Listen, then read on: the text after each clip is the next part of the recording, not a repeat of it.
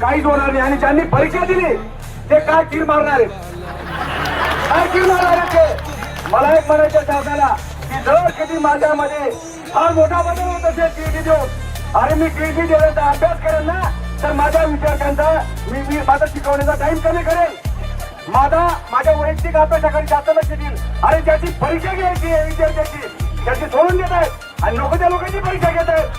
काय करायची घ्यायला. जर कधी माझ्यामध्ये जर कधी 4 5 जर कधी माझ्यामध्ये बदल होत असेल तर निश्चित त्या परीक्षा. आणि तुम्ही प्रश्न असे विचारणार जे प्रश्न त्या विद्यार्थ्याला बी कळणार नाही आणि मला बी कळणार नाही आणि कोणालाच कळणार नाही, असे प्रश्न घेणार तुम्ही.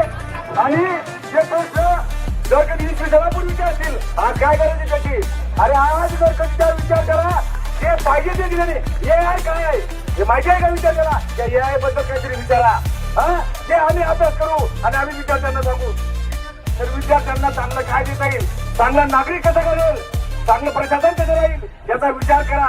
आणि जर कधी वय झालं, जर शरदादा बोलले विशिष्ट काळ असतो, विशिष्ट टप्पा असतो, हे मानसशास्त्र म्हणतं, हे मी नाही म्हणत. मानसशास्त्रानुसार जर कधी अभ्यास केला, आर्थिक भरपूर काम आहेत. आजारी सासू आहे, आजारी सासरा आहे, शरीरकडे लग्नाची घाई गडबड आहे, कोणी मुलगी पाहतो, आपल्या मुलीसाठी कोणी मुलगा पाहतो, हे कामं सोडून रिकामे काय करायचे. म्हणून मित्रांनो, आपल्याला आपले कामं करून हे सर्व करायचे. आणि आज एवढे जेवढे बसले ज्यांनी परीक्षा दिलेल्या ते पण पास होणार नाही. त्यांनी स्वतः सांगितलं की फार कठीण परीक्षा होती आणि इतक्या कठीण परीक्षा घेऊन काय करायची त्याला शासनाने आणि माझ्यामध्ये काय बदल होणार आहे.